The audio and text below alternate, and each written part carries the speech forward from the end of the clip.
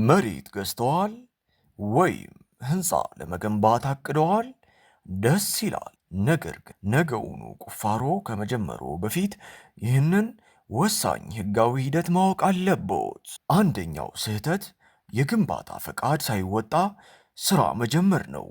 መሬቱ በከተማው ማስተር ፕላን መሰረት ለምን አይነት ግንባታ እንደተፈቀደ፣ ለምሳሌ ለመኖሪያ ወይስ ለንግድ አስቀድሞ መረጋገጥ አለበት። ሁለተኛው አደጋ የወሰን ክርክር ነው። ግንባታው ጎረቤት መሬት ላይ እንዳያርፍ ጥንቃቄ የተሞላበት የቴክኒክ ልኬትና የሰነድ ማረጋገጫ ያስፈልጋል። ይህ ካልሆነ ግንባታው ሊፈርስ ይችላል።